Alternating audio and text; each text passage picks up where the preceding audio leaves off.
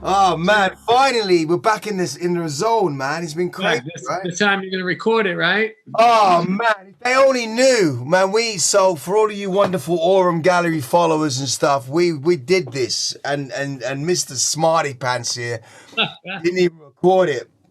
But you know, we were shooting the breeze, love and life, shooting the breeze. But boy, we kind of had it up. And for those of you who don't know, I'm joined by Bio family, Tats Cru, New York City, finest. Been on the shoulder of giants and then became even bigger giants. And B man, Jesus, we've been doing this shit for what? 30? I've been in it for 35 years.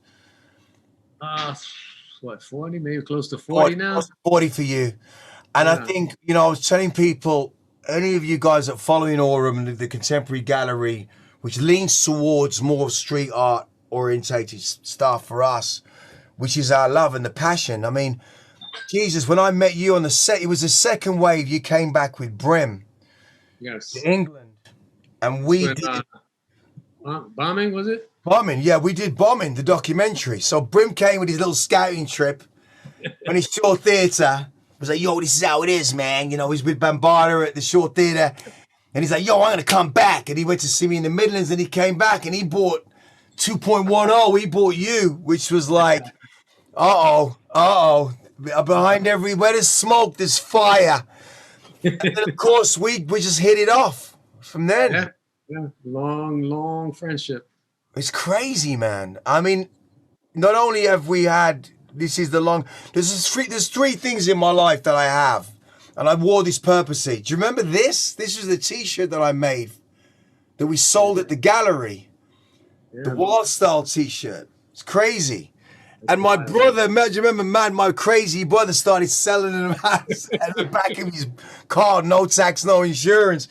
I have a fur hat, like a fake fur hat from Fordham Road, the old winter one, you know, Yeah, and yeah. the friendship and Tats Crew. You know, that's really my life has been that. You were the catalyst for everything that I do, Yeah, music man. included.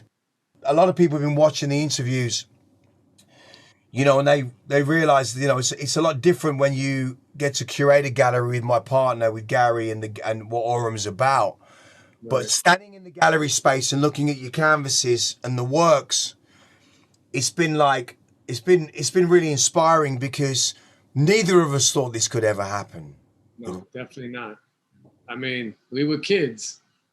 We were Yeah. kids finding our way in the world, you know? So how do you find it for you though? You know, when we first met, it was crazy because when you think about you guys coming to England, that was a whole other experience I didn't even realize. We're talking 86, right? 85, 86. 586 around there, yeah. That Well, must no, yeah, be mind blowing. 85. I remember we 85, those right? pieces 85, yeah. What was it like for you coming here, seeing all these crazy kids that were inspired by graffiti? I mean, think about it. We're coming from the Bronx. We fucking grew up in the Bronx, come from the train areas, and we're traveling to for the first time in our lives to a foreign country, you know.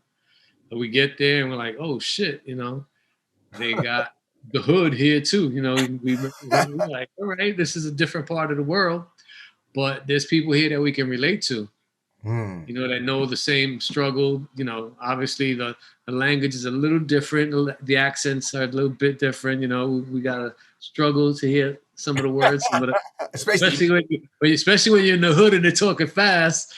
You're like, whoa, what did he just say? But you know, it was definitely coming back home from that. It's life changing for you. You know, it opens up your mind and it expands you so much in a way that you don't realize while you're actually there in the moment until you get back home and you're like, damn, there's a whole world out there that exists outside of my neighborhood. well, here's the And other thing. Yeah. from Here's the- that point on, you kind of begin to think differently. You grow and you know you just like, all right, there's more. I need to explore and I want to explore the world. And you know you start moving from there. For us guys coming that far, 8,000 kilometers, 10,000 kilometers all the way to New York is one thing. But it, I don't know what it is. With the art, it's so embedded in our veins and the DNA. But for you guys being right there on the shoulder of the first wave of giants, Yeah. that's what I always say it is. You know, when you look at Lenny, you know, where were you when you were at school? Where was Lenny? Where was Lee? Was it a thing where you knew them but you didn't know them that well, but they were like all of a sudden No, they were superstars? What was it? no, What that, explain you that gotta dynamic. remember, guys like Futura, guys like Lee were like, when I started, they were already like superstars to me. They were like leagues, like you want top of the food chain. Like it gets no better for me. You know, Yeah. guys like that, Scene. You know, these guys were like, as a kid starting out, 14 years old, you see these pieces and these trains and these walls that they're doing, and it's like, you know, when Lee did those handball courts, it was like, oh my God, it was like, you know, it's like so impressive as a kid, you know, first getting into graffiti, just learning about and seeing like these guys are giants, you know, you don't know them, you know, they're like, you know the name, you don't know them, and you're just living, watching these, you know, rolling museums through the city. And, you know, Lee was like amazing. So you know what I find really fascinating when Lee was talking about the whole way that for him, the movement of graffiti, you know, which I still to this day, the first internet smoke signals going from one side of a city to another. Right. I find that one of the most beautiful things. But the one thing with all of these guys popping off, the style. When I see style, with you guys having faced with so many styles in a new genre of like contemporary art, Right. that must have been mind blowing. Because we were looking in, when we opened up Spraycan Art and we looked at, Subway Art was mind blowing for all of us. And I mean, for you guys to be in the Bronx and see this book go global. Oh man, I mean, think about it. Like all those trains and all those posters and all the stuff you see, we got to see those live. But more so than that, those were just some of the stuff that got documented. You know, there was so much on the subways, a lot that has been missed. That was just, you know, you were getting people from all over the city. You know, different styles, different, you know, crews. It was just so much. It was like the city was saturated with artists, back-to-back pieces and cars, and it was just like so much to take in that, you know, the ones that did stand out, you know, were guys like the Dondies, the Scene. At least, obviously, they were doing that amazing whole cars and crazy shit. But there was a lot of other lesser known artists who were very, you know, impactful in the sense of style, you know, handwriting, throw ups. Well, Ramos and all those other guys who were doing stuff. But I'd say what's fascinating. Let me put it into context for you guys out there. It's very easy to look at contemporary galleries and look, oh, this is kind of street style, and just kind of brush off where it comes from. But if you think about the overspill, like people like Keith Haring that weren't painting on trains because they couldn't kind of get to it because he was a bit of a bad boy to kind of do that, and then you had Basque and all these other artists that were kind of influenced by it, but they were in a different world, and you had kind of, you know, Manhattan with Lee, you know what I mean? You had all this other stuff going on. But then you had, you know, we had Crash, you know, part of Tats Cru, where, you know, it's, you know, Crash is in another area of that because being one of the first. The idea of these contemporary artists, it was like you said, saturation in New York. So to put it into perspective, guys, when the 80s in New York is at its pinnacle and economically it collapses, and all of these families with these kids have got nothing to do. So there's a massive strike, and some of those main trains, which we only see in the books, we're not even counting the things that never got seen, the stuff that got buffed, the trains that people lost. Imagine if you make music, guys. Imagine if you're a contemporary artist and you have a warehouse and you got 20 paintings. Imagine you only get 2 of them and the other 18 get wiped. I mean, that's the thing about this, which I kind of still find fascinating. The determination of artists willing to lose their work is almost kind of a very Eastern spiritual, you know, you paint, you let it go, right? Because you guys were against this, not only about you just painting the train, what's in between was the beef with other kids. The police were almost secondary, third, right? I mean, that was like, talk to me about the way what it was happening socially in New York. I mean, the city was the Wild West. You know, you would get on a subway car, and literally the last 2 cars of the subway were just fucking like the Wild Wild West. People smoking, drinking, loud music, people getting robbed back there. So if you were smart, so the train of 8 carriages, 9 carriages. yeah, it has 10, back then it was 10. 10, right? So those 10 cars moving through the cities, you know, different trains. Those last 2 carriages by default. The last 2 cars were dangerous. Wow. see that? I've never heard anyone talk about it in that way, but that's the thing. Those last 2 cars were like the community moving community centers, if you like. Yeah, you had party, people smoking, you know, everything went on in the last 2. You knew that if you're from New York, the last 2 cars, and if you didn't want to be part of that, you go to the middle of the train where the conductor's at, and you stay there, or you go to the front. But the last 2 cars was, and you know, and it's crazy because it would pull into a station, everybody's smoking, right? And all of a sudden the doors pop open and everybody just chills for a second because, you know, every once in a while a cop will poke his head in or whatever. Yeah. Car smells like weed, you know. It's like they look in, everybody's like, car closes. So that experience for you? Because I saw you posting some early biopics. You see, for me, for everyone that doesn't know, when bio came with Brim and NISA and with Vulcan, we created this whole thing called Transatlantic Federation, and we got 3D involved. We'll get to that before we get to the party aspect of this. The one thing I've always found with you is, you know, obviously I've always looked at my letter style and looked at the way I always stole your O's. You know, you came into, and if you ever remember this, it was called Stanton's Cake Shop, and anyone in England is going to go, oh my God, I remember Stanton's. It was like a standard, you know, franchise. And I remember I came in with this mad outline, and I remember you took it out of the book. You took the kind of book, and it was like a gentle way of doing it. You kind of went, nah, let's forget that. I was like, right. But I remember you taking the book. And I swear, I wish, it's one of the things I wish I had. You did this Goldie outline, and you went, look, man, look, kid. A G is a C, an O is a Q, you know, an F is an E, an I is a J. And even now, it's when I'm looking at form and letters, I'm like, that's why I know I got my hand stuff from you. I got that stuff from you.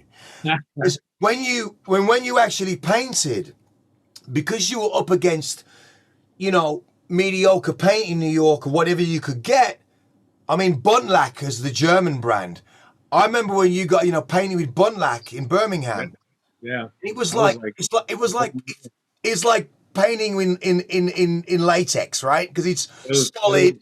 It was like a dream for you guys. Like, wow, look at these colors. Look at these colors. Look at the way the paint, how thick the paint is going on. Yeah. And for us, I'm telling you, even the paint was an experience for us. It was just a whole new, the little Marabou, Buntlack. That's it, Buntlack. And you know what's crazy about that? I mean, it was nothing short of like $14 a can or some shit crazy.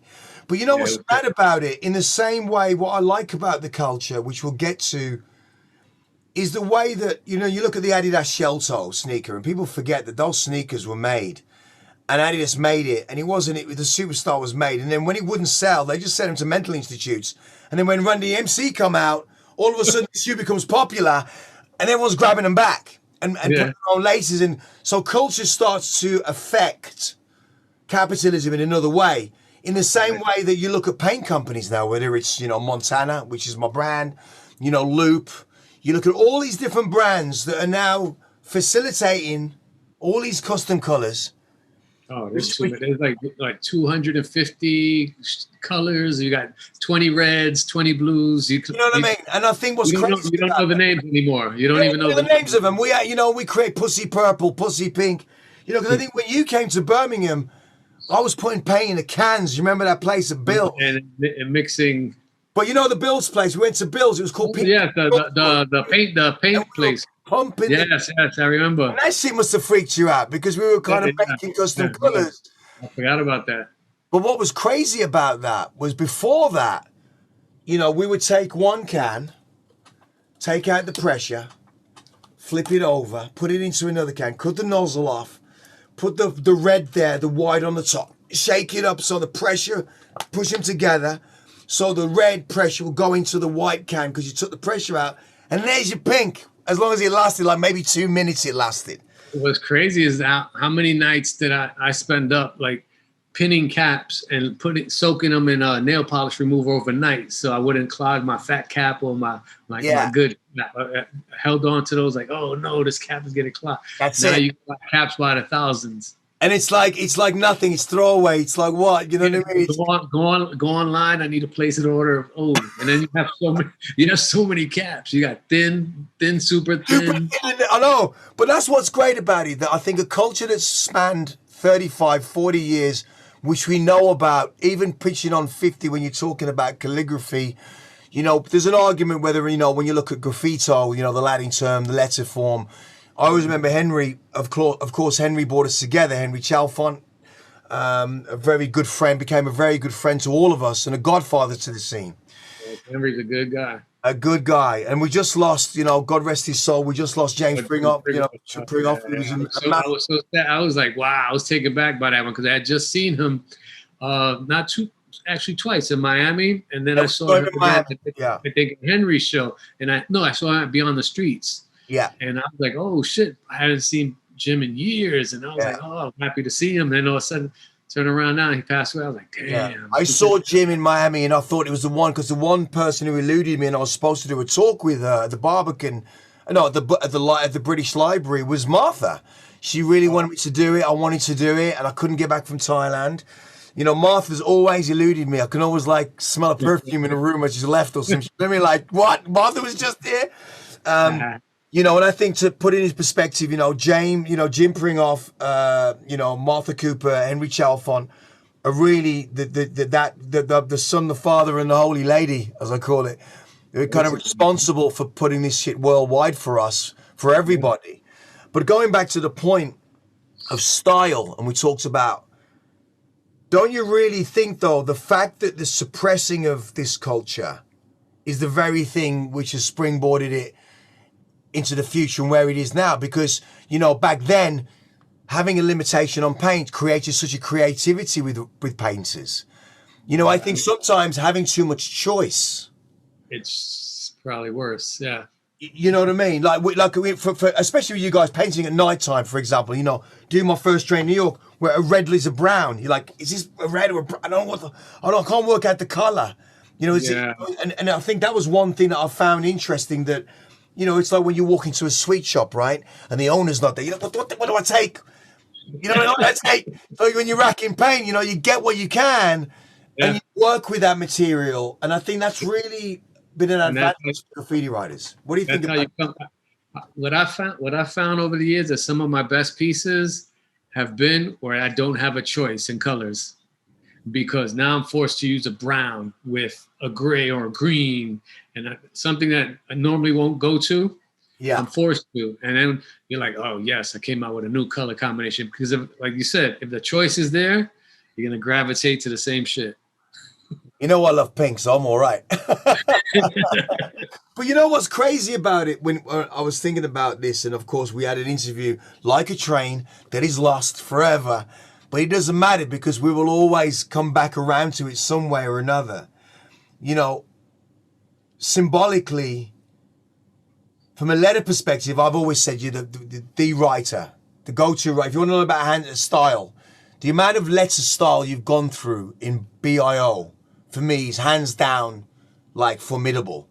Because we talked about it before, and if you remember vaguely, you always talk about different people at different styles. So you kind of went, right, I'm going to just get all of these letters in my thing, which is by default. But the style of letter form you've always gone to, that fascinates me. What's crazy for me coming up, I was like, kind of like upset, because I was like, I don't have a style. Like, all these guys have an identifiable style. I'm like, what's my style? I don't have one. I'm like, I don't know. Yeah. So at that point, I was just doing all styles, from block letters to burners to simple styles. And that became, I guess, my style. Yeah. Well, that's the thing. When I look at the images, so many variants, which is for me being probably the biggest thing, the biggest influence of your letter. And I'm on one influence of your letter form. You know, I'm on those kind of the big O. You know, I'm still on that. In fact, one second, I think I have the one thing here. I think I've got it right here. Where you go? I got it. One second, I got it. I'm on the Son of Bio shit today. Oh, You know, I'm on that. You know what I mean? That's you. That's for me. That's like you can relate. It's bio. It's a different form. You know. Nice. I mean, you reckon? I mean, you see that? That's what you saw that there. Get that right. You know what I mean? See, I like that style, and then I'll switch off to like a chunky. I don't know. Yeah. I don't know where. But here's the thing. Here's the thing. When you've gone through everything, and you've gone through all of these styles, it's like making a record that no one really quite understands for me, sonically. And all of a sudden, you step back and you do something really simple, and you come up with the heart. and you know, it's like, and the thing that you thought, nah, it was a throwaway. I want you to for anyone that doesn't know, Bio created this whole aspect. He's gone through style and every type of style with his letter form. And all of a sudden, you're going to tell me the story. He's doing this piece and he throws up a love heart. So you take it away. What happened? Yeah. I was painting, and it was actually how Nazim were doing a mural in Puerto Rico. I stopped by, and it was Valentine's that day. So they're like, "Yo, there's space on the wall. You know, you want to paint?" I'm like, I don't really feel like painting. Come on, fill up the rest of the wall. So I'm like, all right, fuck it. I go, I paint. I figure it's Valentine's Day. I said, let me dot the I. You know, in graph, you usually switch a letter out, swap out. O could be a baseball, whatever. So I said, let me dot the I with a heart. But I didn't want to do like a regular bubbly heart. I did like a rough, jagged, very jagged. That's your style, yeah.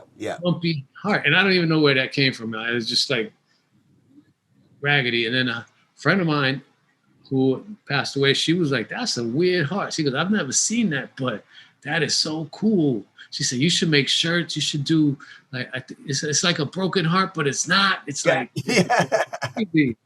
and I didn't give it much thought. You know, that's the first time it popped up. So I started doing, you know, a little bit here and there, more of it, you know, because she had put the idea in my head, you know, just try it again. I did it a few more times.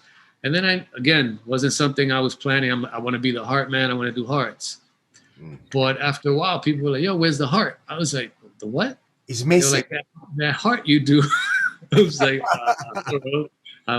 so I started incorporating it more. And then as I did it, you know, I started out with the basic colors like burgundies, reds, and all that.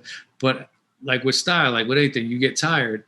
And it started to evolve. Not only the shape of it started to become more refined, I started saying, I want to start changing the colors. I want to start making the heart bigger and incorporating designs and elements into it. And it started going like that for me. You started going, you know, there was a heart inside a heart inside a heart.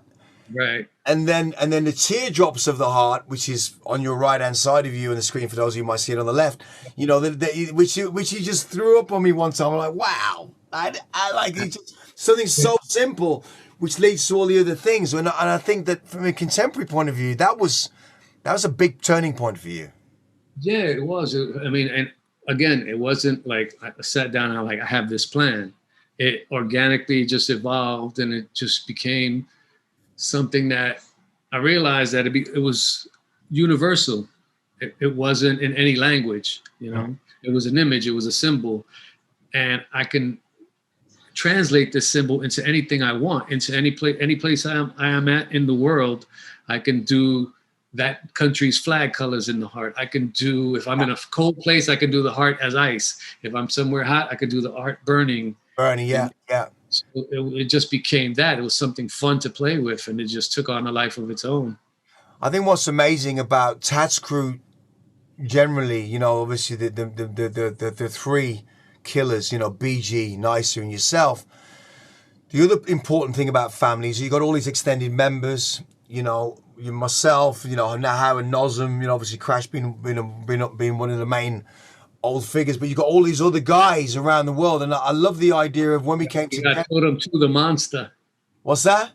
Totem to the monster. No, I mean, yeah, we spoke about Totem. I mean, I hear Totem up, but I'm like, man, you know, when I see Totem, if any one of you guys want to recognize style, You remember you told me a really interesting story about Totem. Was that he was, piecing in all these books, and all the books were really elaborate, and he had these thick books, and all of a sudden he painted, and it was like he was in the book. It's like he just took it and threw it on the wall. I mean, I think he's a style master without a shadow of a doubt. When we met Totem, he was a kid. We were in Atlanta. He came to our hotel room. We were going to do a project with somebody. We needed somebody local, so somebody connected to him. He brings his black book. He opens that book, and it was like, what the fuck?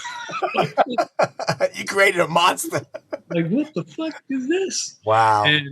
And he's been, from early on, we gave him whatever information we knew to help him along in his career, and he just became a giant in his own, in his own right. He's a beast. I mean, he can take characters and make them into letters. The whole ninja fight he did, I'm like, what the? I mean, this guy. It's funny. Nice to fights with him. He was like, "You got that from me. I did that first. The body parts." The body parts. But you see, that's what you guys have always done. You've always had open arms. We've always had extended family members. Tats Cru around the world, global. And Brim obviously being, founder as well with you guys. Let's not forget Brim. I got to take my hat off to Brim. Brim has definitely always been, spearheading and always charging along. But I think what's amazing about the influence of Tats is I still think having your day and still having your day now, I'm really happy because, in the documentary we spoke about the piece in the Bronx where, a lot of the locals were like, wow, fucking people coming up here and making all this noise. They didn't, communities changing. They didn't want the change. And you guys have been stalwarts, strong pillars in the Bronx, and I think it's you got to win these people over in your own neighborhood that don't travel outside to see the impacts of what you guys have done. And I think the documentary was massively received. We showed it in the gallery. It was, we translated it in Thai, which was crazy. So you got people sitting down watching this documentary, and I think it's so influential to actually, from my point of view, to go 360, to come back to Henry at the Bronx Museum, which is another victory. The Bronx versus the Transit, which was, what was that show like? That was a great show. That show was, unbelievable, which of course inspired us. Beforehand, we were talking about getting this gallery space. And I think you would have been there with the wife, coming there to paint this bloody train, which we built. And then we get COVID comes. That was the old train. That train is, we get people just coming in to take photographs with the train. Yeah, that's amazing. It's like the Bronx piece in the Bronx where you got the Bronx, you got the everyone gets off the bus, takes a photo and goes. You're like, what, you're not even going to buy a pizza? You're never going to buy a print? And that's what I love about it. It's like the trains become a thing within social media for local ties. They come and they see the train. And of course, traditional gold leaf, which took like a week to do.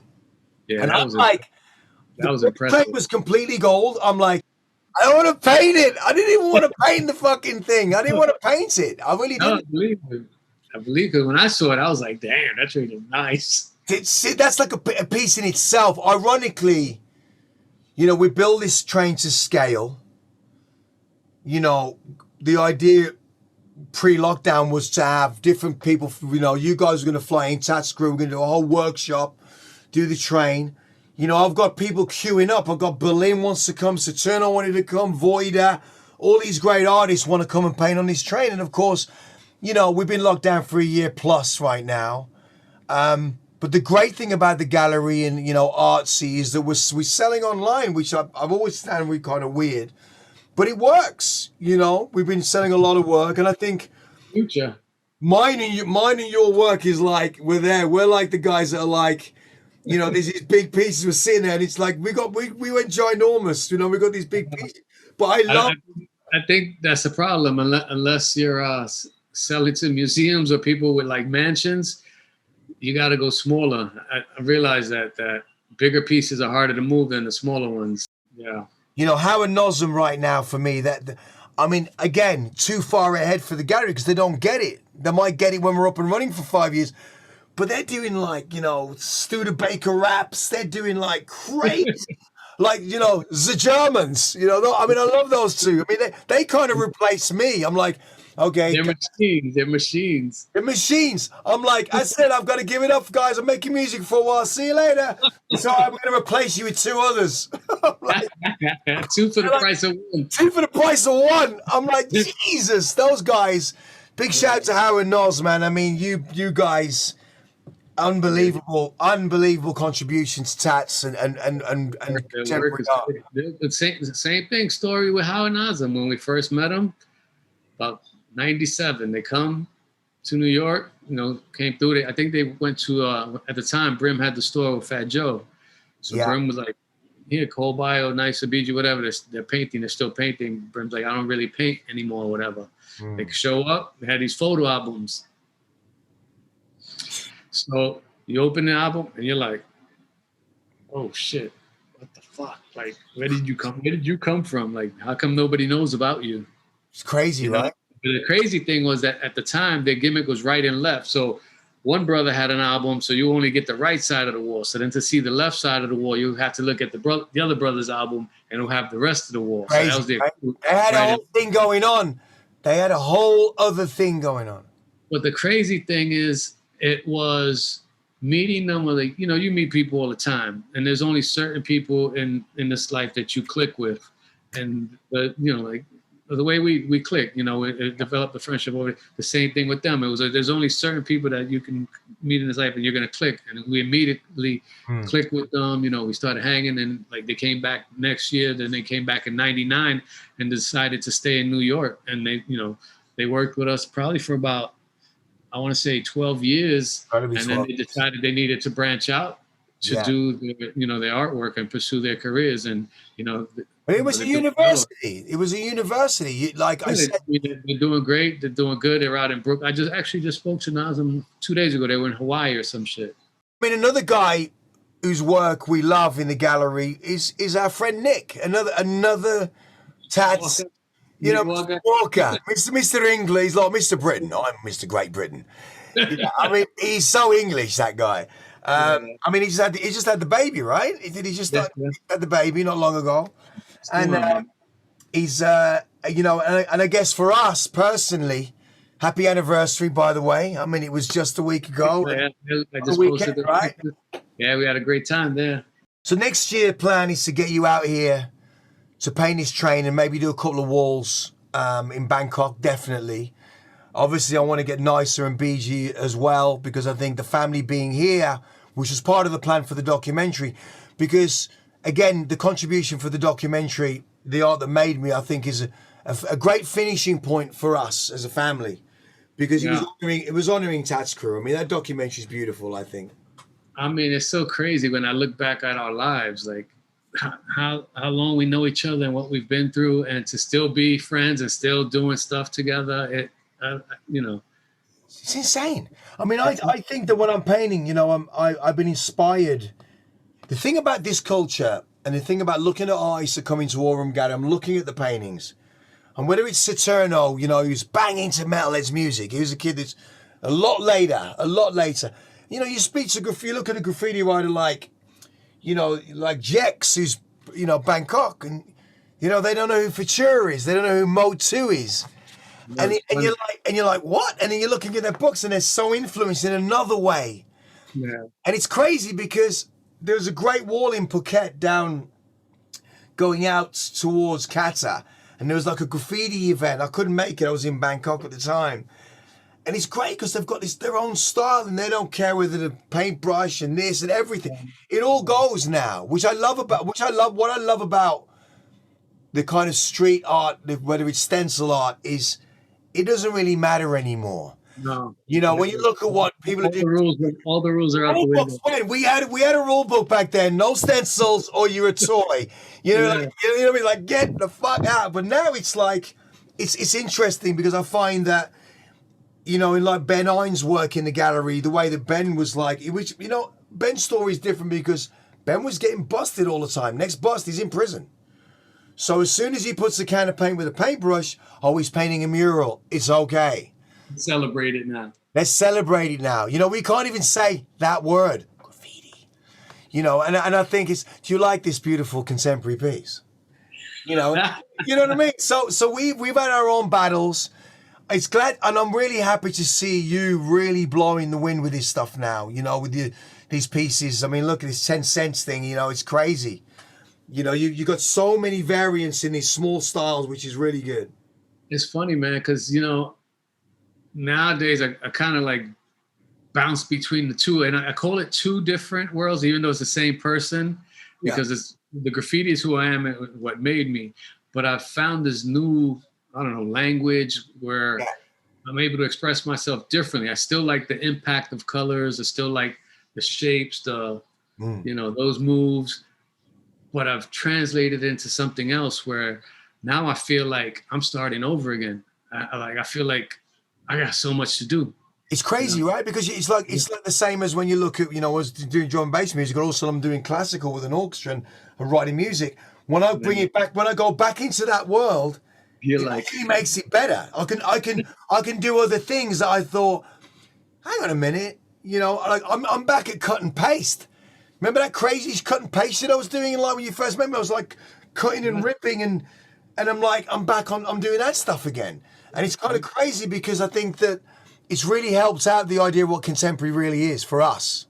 I mean, you listen. The best part about art is that it doesn't get old. I don't care how long you've been doing it. If you love it, you're gonna feel like a kid every day when you're doing it. You're gonna be like, all right, and obviously not everything is a hit. Some you like, all right, this I hate this, and people are like, no, that's great. Like I hated this shit. I'm gonna go over it, whatever. Yeah. But you continue, and then you just keep creating, and the more you create, it seems like there's bigger void that needs to be filled. Like I need to do more. I need to do more. How do you feel about the acceptance of tats in the general in New York? I mean, listen, let me just talk this Black Lives Matter thing. You guys coordinated this big Black Lives Matter situation in New York outside the ground. I think it's the Supreme Court's, the whole stretch. Now that was a big thing to coordinate. So the artists that you had involved, just give me the names that you can remember. The artists involved in that. There were so many. Actually, that project was huge, but we brought in about 16, 17 different artists. We had Andre Trenier, we had Mark Lawrence, Crash, we had Peter Pade, who's like does these really nice signed paintings. We had Gia, Martha Lisa. There were so many different artists that we brought in. Like we wanted to bring a wide variety of, all walks of life, black, white, female, because we feel that it's important to have that representation, especially for a message like, Black Lives Matter. It should be inclusive of everyone so people can see, like, everyone's behind this. We stand behind this message. And obviously we could have did the project alone, but I don't think that would have had the same impact. Well, I think what's great about it is that the artists that are involved, they all self-admit that they're influenced by you guys back here, which got, it's crazy the amount of people I meet, they go, well, I was influenced you back then and I'm now doing this. You're like, that's something crazy up. And like, yeah, but it's influenced by what you guys are doing. And that's what I love. You're getting a lot of love back for a lot of influence with the art, because for anyone else that's watching this video, the project was outside the Supreme Court and it was on the road. It was on the floor. Yeah, on the floor, yeah. And it was a whole bunch of murals that led up in front of the Supreme Court to have a real media frenzy and idea and putting attention on that.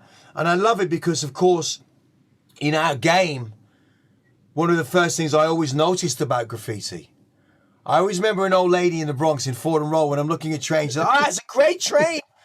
The colors are so vibrant.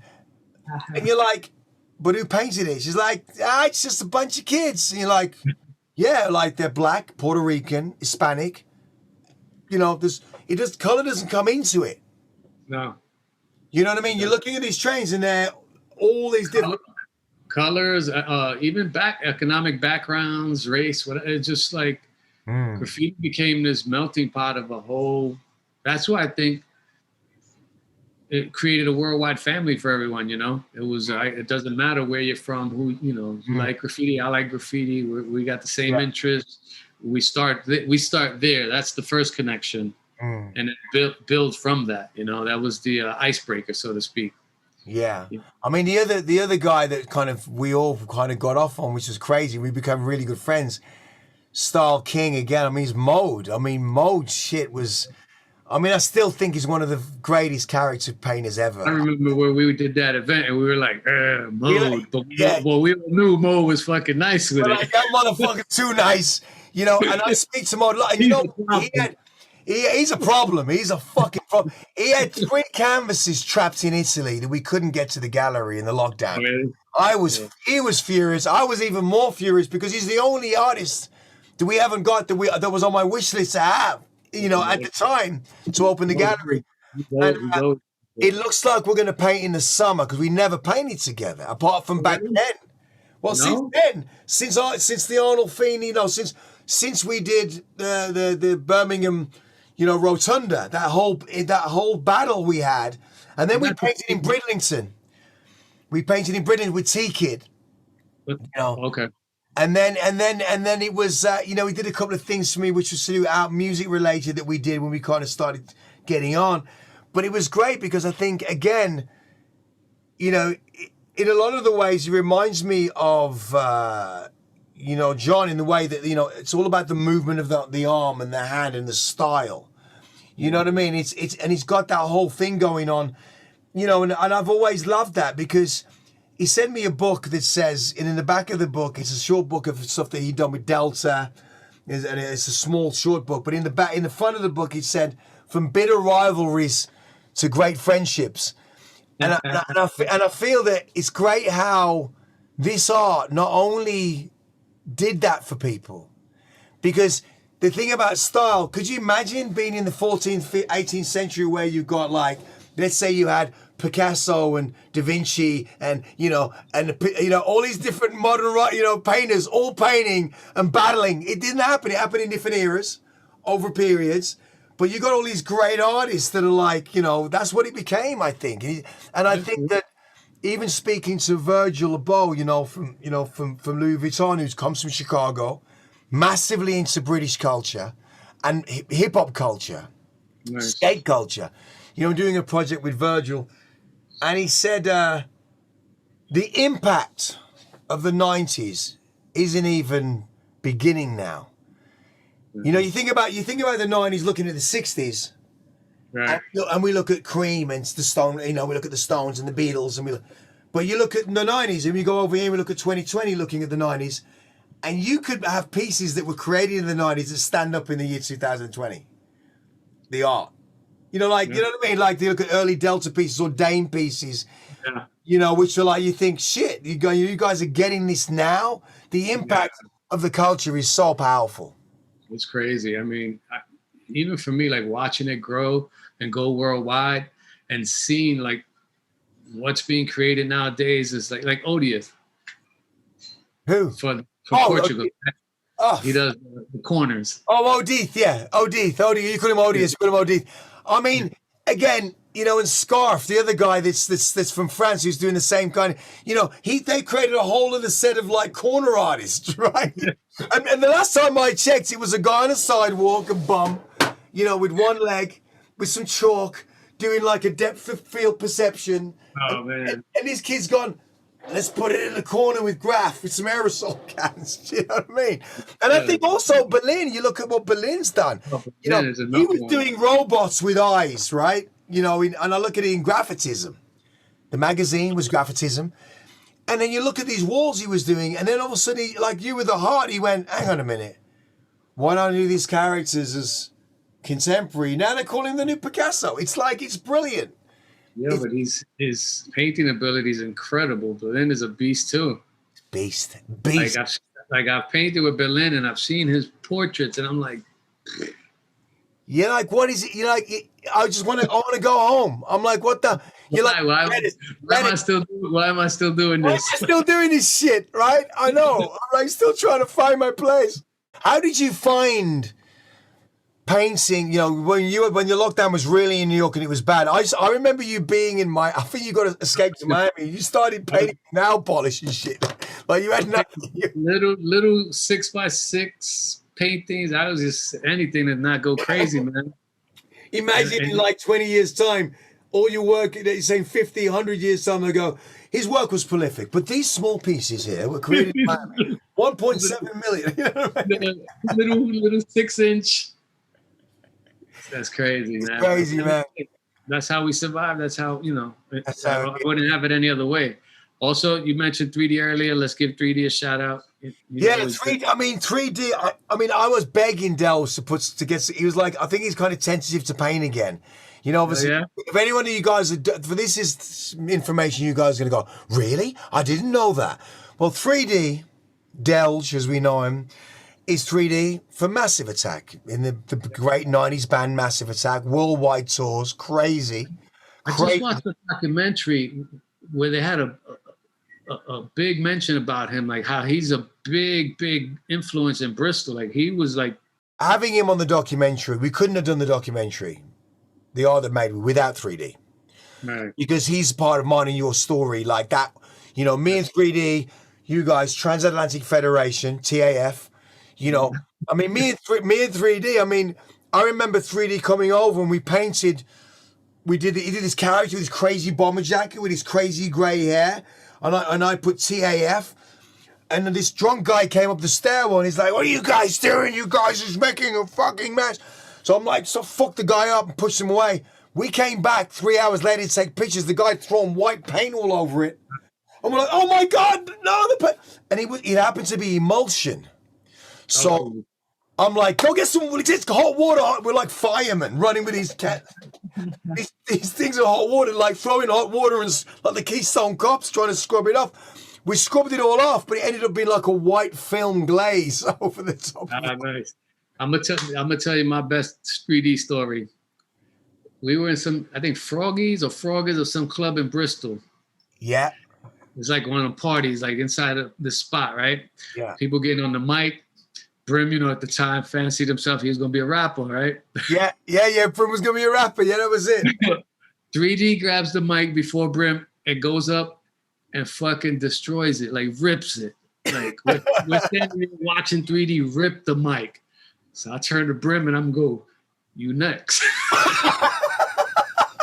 He was like, fuck that. But what's crazy about that? Do you know this though? Do you know that Brim gave them the name Massive Attack? Oh, really? Yeah. He said we're gonna have a massive attack. Yeah, he said man, and 3D said it. He called it.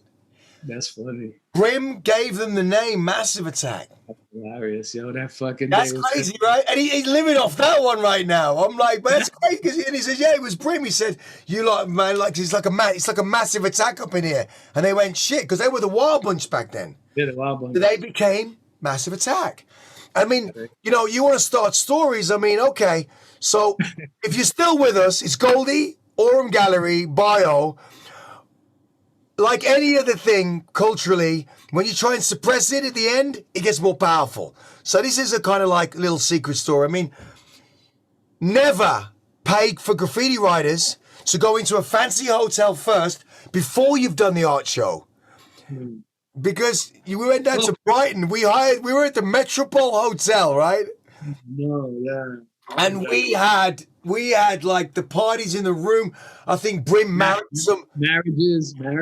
We got married. Yeah, Brim did a marriage thing with the Bible, the Gideon Bible. He married 2 drunk people. We put him on chairs in the elevator, sent him to the ground floor. People barfing up all over the cells. I mean, it was crazy. There's a picture actually, which I need to send, which you can use for this. There can't be any pictures of that. No. There is a picture of me. We're all sitting on deck chairs. And I've got the big old shade glasses on with the Mercedes Benz, and you're like, oh yes, I know which one you're talking about. It's a great picture, right? So I mean, that's with Vulcan on the beach, sitting on Brighton beachfront. I mean, that was one thing we had. Tiki was there, right? It was Tiki. Yeah, it was Tiki. No, yes, it was Tiki. It was me, you, Tiki, Vulcan, Nicer, 3D, and me, and Brim. Yeah.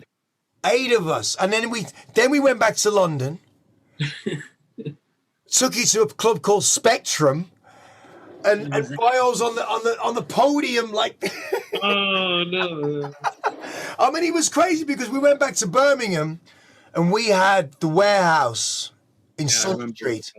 And you had that gold Rover, right? What was it? Gold Rover, yeah, no tax, no insurance, just rolling around like some gangster with a boombox on the back. Remember that had a boombox on the back seat? You know, And then letting us try to drive it like with the left hand, trying to fucking up the car. But it was crazy because that warehouse, those paintings burnt in a warehouse in London that were kept in Hammersmith.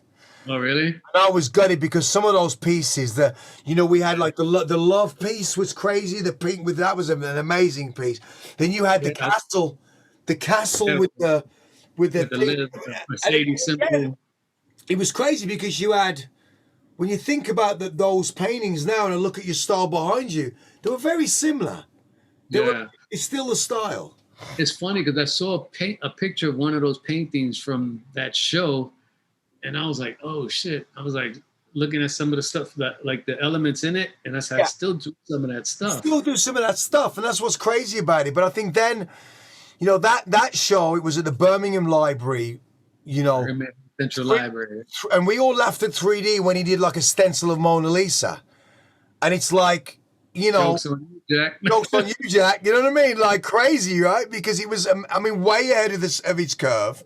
It's crazy though. Like when I watched this documentary the other day, there was stuff about D that I didn't even know, like how big of an influence he was to the scene in Bristol. I mean, I knew he was the man there. He is the man. Massive attack of it. Especially I didn't know the full history. Like I was watching this documentary, and for me, it was like I was like, nice. He's crazy. He really is one of those characters that really, for me, when I saw there's a piece called "The Day the Lord Died" in St. Paul's, and when I saw that piece, I wanted to paint with him. And of course, we went to Bristol, met him at Arnold Feeney. Pride was doing a piece from Chrome Angels, and 3D was painting, and that's how I got with 3D, and of course Brim, and we were like, yeah, fuck Chrome Angels, and then we kind of went, it was that same thing. They're better than us, fuck them, and then, But that's what's great about B-boy mentality. But that created us moving as a unit, and that's why people sometimes go, well, you're from Bristol. Well, we all hung out at, Rollers, which is in Bristol. And then, of course, the Moon Club, which is famous for parties. Bristol had the house parties off the chain. And, of course, 3D can spit, man. People forget he could get on the mic. Dude, when he fucking rocked that mic, I turned to Brim. I said, don't do it to yourself. Don't do it to yourself. That mic. He was thinking that shit was going to fall like... He broke that shit. He shut it down. He thought he was going to get away with that first wave going the hip, the hop, the hibbity, the hop. They ain't going to cut it. That's not going to work. They've already mutated the form, kid. They've already taken it. There has to be footage, because there's footage of it somewhere where 3D is just ripping the mic. He has a blue jacket and the shades. Yeah, the shades. He's got the shades. He's like 3D on the mic. He always, every time we speak, even now on the phone, I'll phone D today, and the first thing he'll say is, I'll say 3D on the mic, sing The Day Lord Died. He'll say, putting on my fat cap, stepping outside. It's like, it's just one of those things that he's always had this thing. And I think that, it's beautiful that for me, Tats and him and Henry, that was the keepsake for me. That doing that documentary for that very reason was important. Yeah, that was good. That was fun. That was good. That was good. We got to do it in Miami. Oh, Miami. The wall painting in Miami. We got all the colors in the world. You're like, yo, you put another pink in there. That's it. You got no more. I could put. They just knocked that building down, the one we painted on. No way. Crazy. Yeah. It's not there anymore. That's it. It's gone. Yeah, we caught the last run. It's a history like the white train. Catch him at the end. But we did it, and that's the great thing about it. So, B, I can't thank you enough. I actually recorded this motherfucker, and I think it probably came out better. Good. I'm glad this time you recorded it. And now you're going to call me 10 minutes from now. I erased it. So I'm going to let you go. God bless you. You guys are representing. Keep doing your thing, man. It's a beautiful thing to see.